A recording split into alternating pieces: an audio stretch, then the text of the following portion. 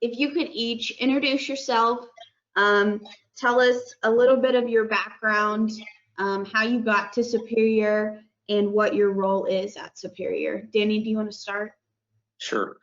I currently have the privilege to serve as president of Superior Livestock. I born and raised in Oklahoma, spent, like I said, 20-some years in the industry before I came to Superior, and worked for a company, National Livestock, out of Oklahoma City at stockyards there at Oklahoma City, and we were fortunate enough to be able to, in the transition of ownership of Superior Livestock, we're the successful buyer of the company, and again, we did that as much for the industry and for our appreciation for what Superior had become as a company and the service to the industry as we did as an investment. So we're really pleased with how everything's gone the last 8 years, and just feel privileged to be a part of it.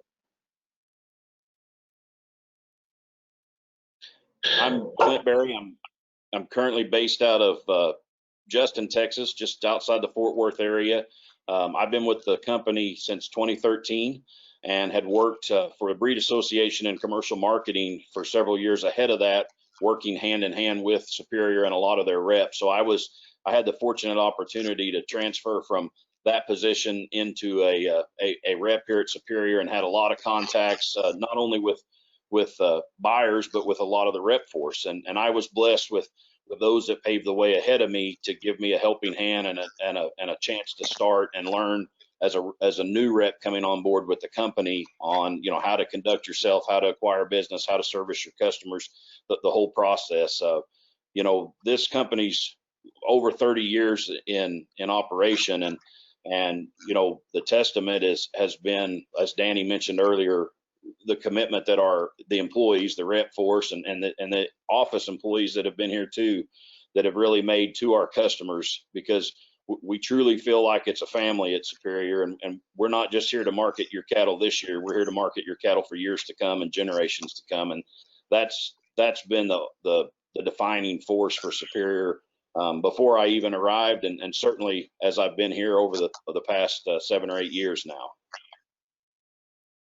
All right, so Danny, will you tell us about Superior Livestock Auction and how it got started? Sure, Ashley, thank you for this opportunity. And Superior Livestock started 1987 as a result of the inefficiencies in the market and how marketing was done, and it was quickly took off because there was value to be had in putting cattle before a bigger audience, and the efficiency of shipping directly from the ranch to the end buyer. And it just the story started like that and has grown ever since, and just continues to grow. How long has Superior Livestock worked with IMI Global? Pretty much from the beginning of IMI. I've just been with Superior for 8 years, but I know it extends back to just after the start of IMI. I think somewhere late 90s, around 2000. What are some of the trends you are seeing within the market right now? Well, we're trying to recover, obviously, at this point in time, and trying to work through the excess volume of fat cattle. But tremendous optimism, I think, is still does exist out there, and we're having some really good auctions, and the calves are selling extremely well, and feeder cattle are selling well, and the fat cattle, the prices are still up, but the volume hasn't been trading. As you know, we're backing up at this point in time. Here it is, nearly the 1st of June, and estimated 1 million fat cattle backed up. But the volume, or the good news is, the volume is picking up, and hopefully we'll be working through that with strong exports and good demand as restaurants open back up and we get fully into grilling season. What are some benefits producers see when marketing through a video sale? Well, I can sure say with my customer base, the things that they like the most is Superior set up for the user friendliness of the seller. You know, it allows our guys to be in control. They lay out how they're going to sell their cattle, when they're going to sell them, when they're going to ship them, what the programs, the value-added programs, what the overall herd health, the genetics that are in those cattle, how they're going to offer them. They control all of that, and they do that from their ranch or their farm, you know, and to be able to have those cattle on site as we're marketing those cattle. It's also a great use of some risk management, being able to offer the cattle. You know, a lot of times we sell cattle that are maybe 3, 4, even 5 months out ahead of delivery.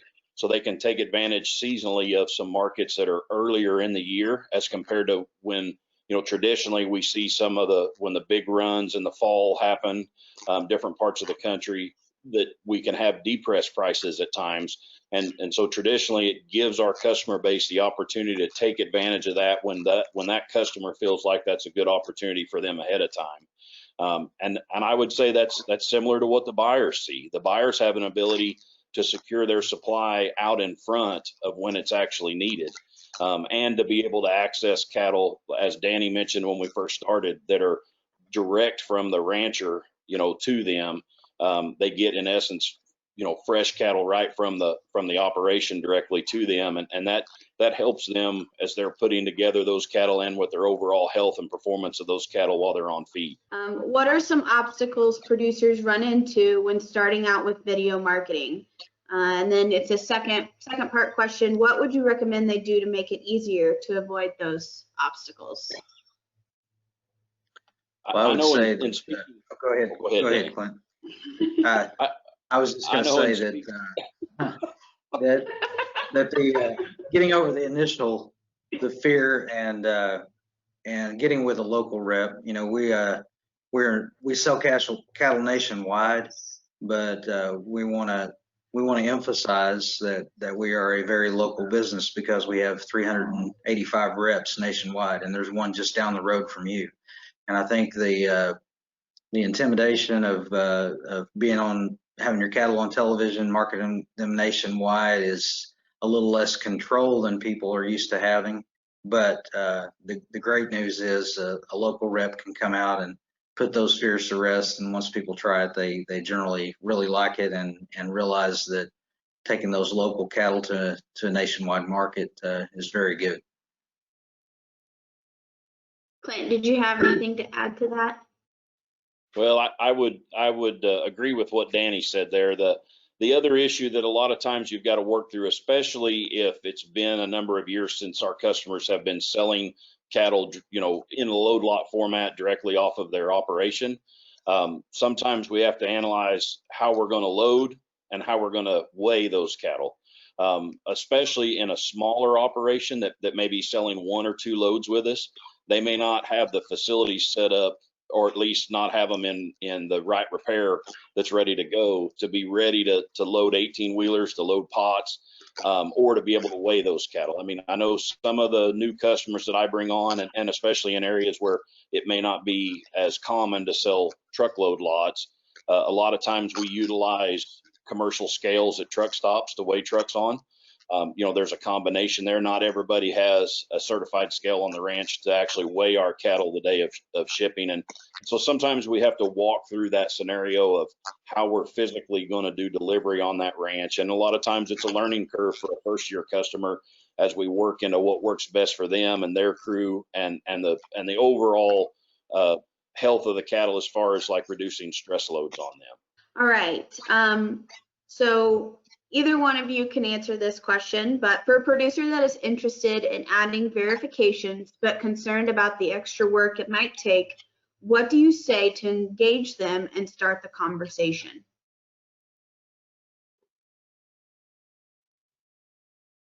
Most of the time, I know when I'm speaking with customers, the first questions I start asking is trying to understand what they're currently doing. And what I would say to ease that fear for a producer looking at some of these value-added programs is you'd be surprised how frequently you're already doing these steps. You're already giving the vaccination protocols. You're already using maybe a certain type of genetics, depending on what your program is. You may be weaning for a certain time period. You may be producing an all-natural set of calves, or maybe you're not implanting cattle. Depends on what the verification is that we're specifically talking about. But 9 times out of 10, producers are doing 75 or 85% of what the program is going to require anyway.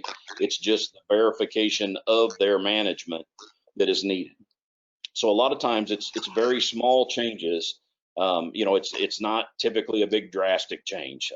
Each operation's a little different, but that's what I've found. And what we actually try to do typically is, especially in the first few years of starting with a customer, is verify what they're currently doing. And then as they want to adapt themselves to a different management strategy, or as the market gives us indicators that this process is adding value, or not doing this process is adding value, we let those customers decide that and decide what step they want to take as they move forward. What's the value for producers who choose to be proactive in participating in verified programs versus producers who would wait?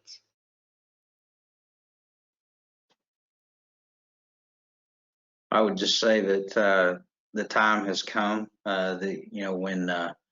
When vaccination programs were not well trusted, and producers were encouraged to get on those, and sometimes they didn't get paid for what they did, and it was slow starting. But those days are past us, and I think the programs and the verifications are the next wave of that.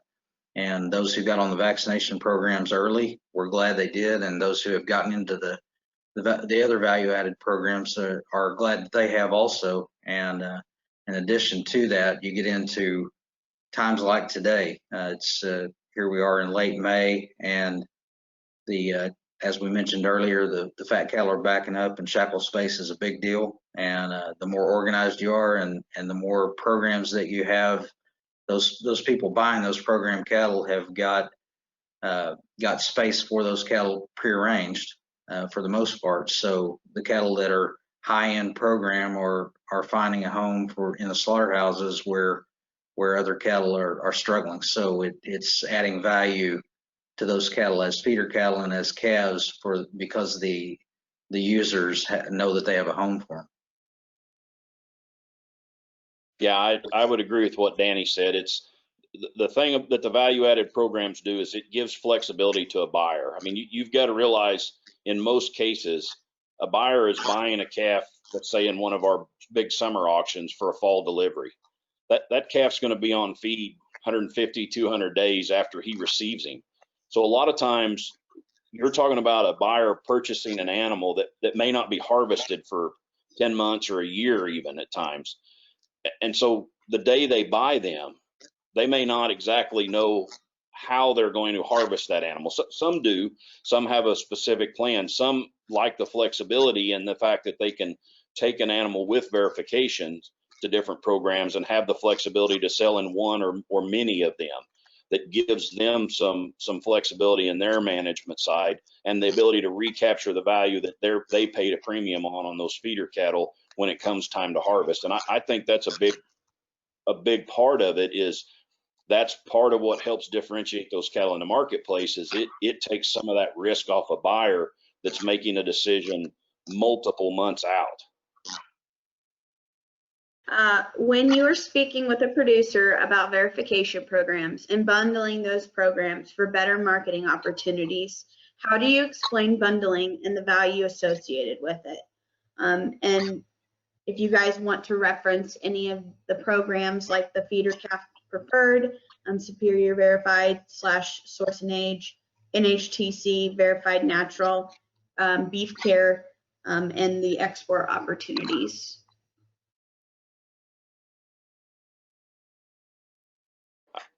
I like to attack it, when I'm describing it to a rancher, it's a lot like a ladder.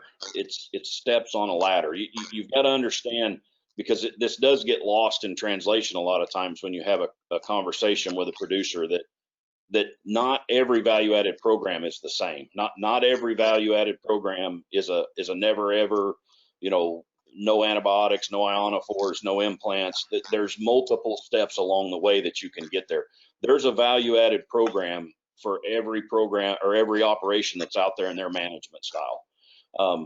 Whether you don't implant or you do, whether you've utilized Rumensin in your weaning ration or you haven't, there's lots of various ways, but they do stair step. So in most cases, the bottom rung is step one. To reach the second one, you have to step on the first rung to get to the second one to move your way up. So as you were talking about, programs like natural, they start with the value added step of source and age.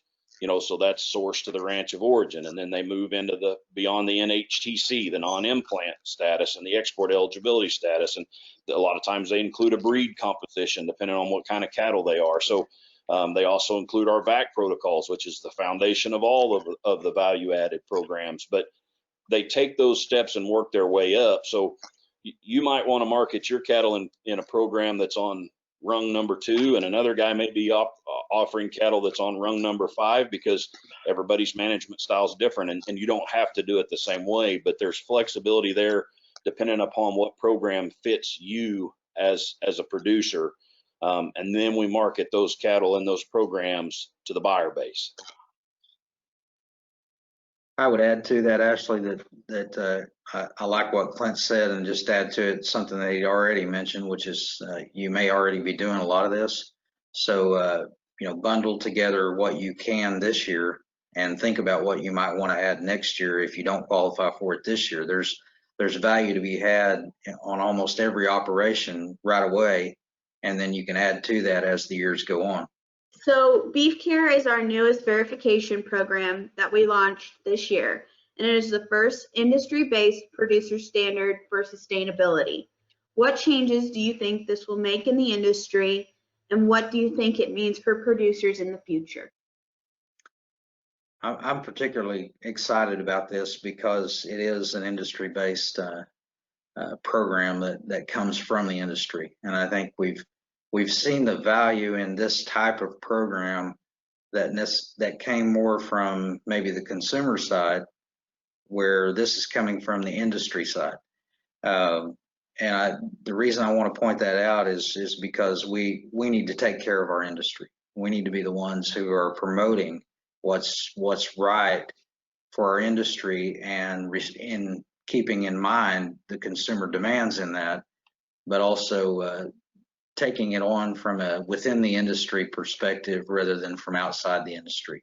And I think when we turn our industry over to those outside to develop what our standards should be, it's dangerous territory. I think there's no one in any industry that is more caring about how we protect and proud of the product that we produce than the American rancher. And so I have every confidence that if we take the bull by the horn, so to speak, and develop those high standards and meet the consumer demand from within the industry, it's a better approach. And that's what I like about CARES. Yeah, I would echo that. The thing that excites me the most about this program is exactly what Danny said. Unlike predecessors, this program is built on ranchers telling how the product beef that we're creating is made on behalf of the consumer. So we develop the nomenclature and the definitions of sustainability, and we explain what it is we're doing on our ranches to provide a safe, wholesome product for that consumer, and allow that process to work its way through to tell where food comes from. That's the whole point, and deliver that demand that we see from the consumer side, but do it in a real world science-based management system, to where we are explaining to the consumer why we do the processes we do, how our cattle are treated, all of the things that we go through in 365 days a year to deliver that product to them. Awesome. Well, 2 more questions for you. So currently in the beef industry, price discovery is a hot topic of discussion. Where do you see Superior providing a service to the industry, and where does that benefit the producer? I would respond to that, Ashley, by saying that 8 years ago, when I first got involved with Superior, I had the opportunity for about 20 plus years to observe what Superior was doing from outside the industry, or from outside of Superior, but within the industry. And so I came to the table at Superior with a deep appreciation for what Superior had accomplished in price discovery. Every summer we start the summer sales, and and kind of set the market for the summer. And that price discovery, all you have to do is look at the fat cattle market and the lack of price discovery there to see how bad off we are as an industry when price discovery isn't efficient. And so, like I said, I came from outside of Superior with that appreciation for what Superior does, and having become involved in it, I see it much deeper than I did before. And it's not just that we put the cattle in front of a lot of buyers, which that does happen. We have massive number of approved buyers and active buyers. That's totally important. But at the same time, I see 385 reps working nationwide, and how they care about their customer, and the integrity within the industry, and our buyers and sellers alike. It's been a real blessing for me to see that from the inside, and just seeing the hard work that goes into it and the care that exists. And I've watched enough of these reps to know that if this isn't something that you really love doing, you probably won't last very long in it. But we have a lot of reps that have made it their livelihood and career and starting to span generations, and that's great to see. Yeah, the being able to provide that mechanism for price discovery is huge for all producers, regardless how you're marketing cattle. And Superior's been the gold standard in doing that in an upfront, easy to access approach, where you can tune in and see those cattle sell live, and you're able to see the descriptions on the cattle and understand why they're price differentiated. Because it's nothing to break into our market recaps and see classifications of cattle from specific regions be 30, 40, even $50 in variance between the value of those cattle. That's for a multitude of reasons. But our method of putting those cattle out in front and broadcasting that sale open to the entire public allows you to see why those cattle are trading at different prices and where that value is in the marketplace in comparison to your operation. And like Danny said, that comes from the dedications of the reps trying to provide their customers with the best service, and it's a credit to our buyer base for having that same confidence, knowing that they can actively bid on those cattle and have faith that those cattle are how we represent them at time of delivery. If someone wants to learn more about Superior and the opportunities you provide for a producer, what is the best way to get in contact with you? Call Clint. You better go to superiorlivestock.com. Our website is an arsenal of information. You can contact a rep. You can search for a rep in your area based on mileage from your location. You can pull them up by states. The contact information's there, but there's a wealth of knowledge there from all of the value-added programs that we showcase on our sales. Information on market reports, on upcoming catalogs, on auction deadlines, both of contract deadlines as well as when the auction is going to be held. Information on our VAC protocols, information on every value-added program, every logo you see on screen when we market those cattle. And one of the nice things that my customers use a lot is the market recaps, the market breakdowns, so they can see how cattle traded within their region based on weights, and to delve back into the catalogs that we've sold and use the search engines to see how cattle similar to theirs sell, because that's the same search engines our buyers use to tailor make a catalog for them for the cattle that they're most interested in. And I would encourage people to go to the website. You'd be amazed how much information's there if you'll go and search around a little bit and work with that. But reach out and contact your reps. We're always here to help you. The offices in Brush, Fort Worth, and Oklahoma City are here to help you. But we're happy to help, and if we don't have the answer, we'll get the answer for you. To anyone who's watching that isn't currently signed up in programs, that Superior Livestock reps, IMI reps are there to help you. You're probably already doing a lot of it that it takes to get paid more for your cattle. We can help you put those cattle in front of the largest audience in the world and get everything you can. And just a little food for thought, Ashley, but in my experience, the years where the market's tougher and it's harder to capture, you know, maximum amount of value out of your calves the years where we have to work harder at it. Differentiating your cattle, adding value to your cattle for your buyers to buy pays even greater margins than it does in the years where it's easy to sell cattle. You know, Yeah. we're going to be facing a large calf crop. We're going to be facing feed yards that are backed up with some fat cattle and are going to have some limited spaces compared to years past, just because of what we've been through. This is a great year, if ever, to add some value to your calves and make yours stand out in the market when you get ready to market those cattle and sell those cattle to return the maximum amount of dollars to you. 2020 is going to be one of them years that you're going to see a wide spread between the cattle with value and the cattle that are commodity based average.